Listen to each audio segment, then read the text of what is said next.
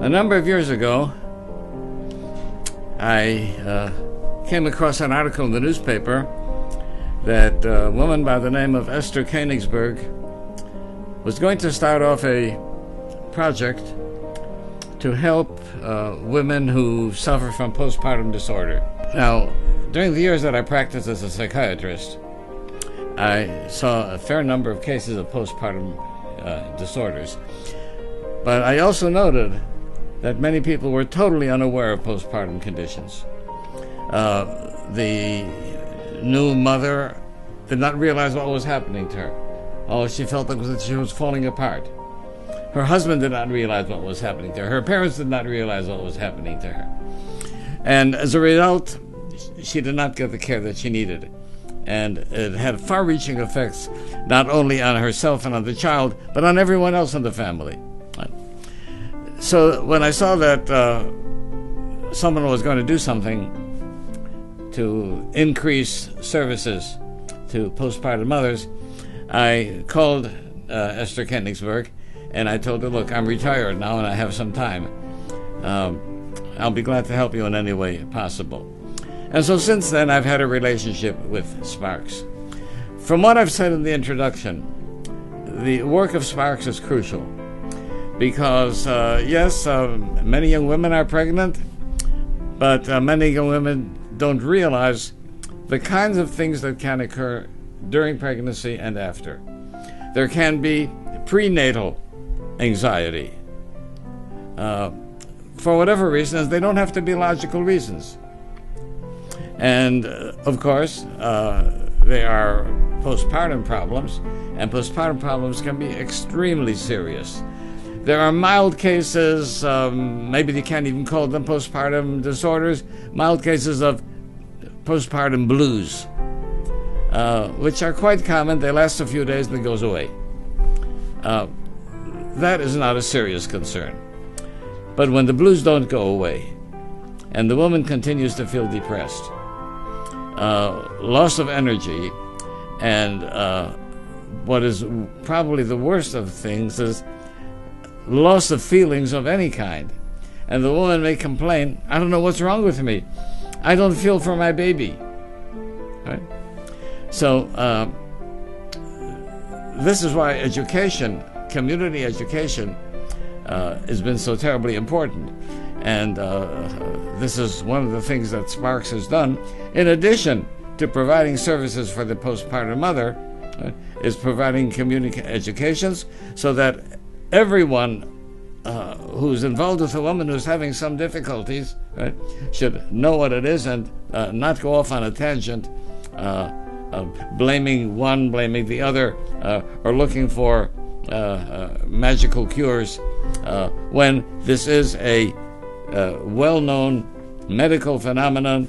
The causes are generally known, although perhaps we cannot pinpoint the exact chemistry, but we know that it is due to hormonal changes that occur after the pregnancy and delivery. And it is a physical condition with psychological symptoms. Right? But that's the important thing to remember. The woman should not be considered mentally ill. It is a physical condition which happens to have psychological symptoms and can be treated very effectively. But of course, the earlier it is picked up, the less damage is done, and the more effective treatment can be.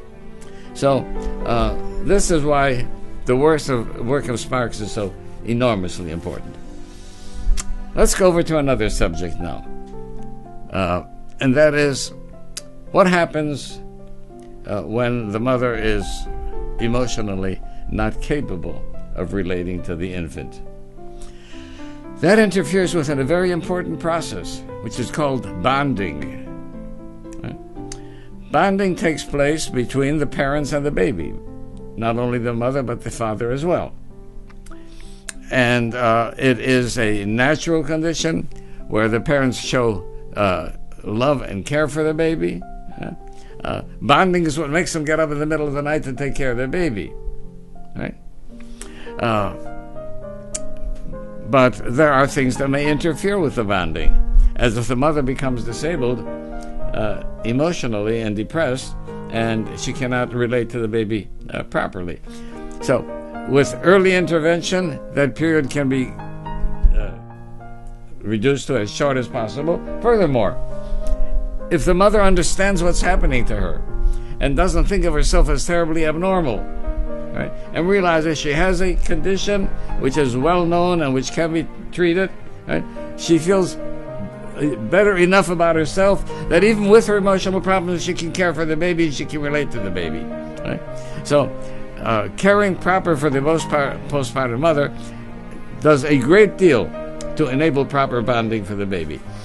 And studies have shown the enormous importance for bonding. And by the way, how does bonding occur? Touching, skin to skin, right? Singing to the baby, right? Reading stories to the baby. So, what are you going to read stories to a 2-week-old baby? Sing to the baby. Right? Babies communicate. Right? They follow it with their eyes and they can see.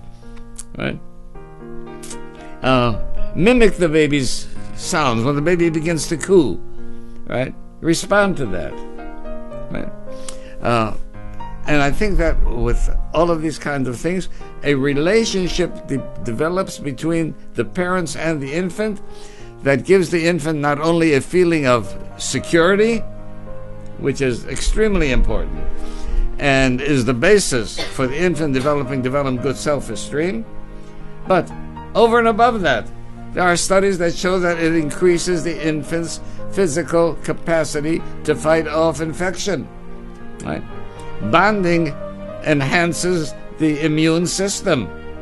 The work that Sparks is doing to bring the vital help to the new mother, to the husband, to the other children, because everybody is affected by a postpartum disorder, and the long-term effect of it justifies referring to Sparks' work as holy work. It really makes an enormous contribution to the welfare and health of many people.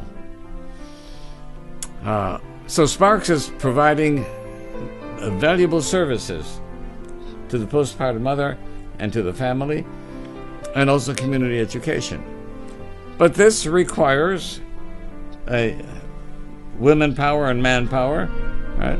This requires specialists who are familiar with the problem, and these services are costly. And there are many families who simply cannot afford the cost of such services, right?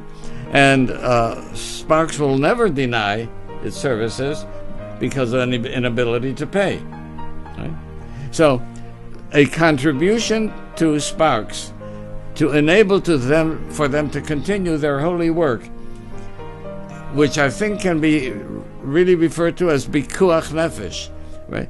A life-saving work with long-term effects, I think merits the support of every individual in whichever way possible. And certainly monetary support is extremely important, because you can't run a program with the scope of Sparks without having adequate income. And as I say, many families are not in the position to afford it. So it has to be supported by the community.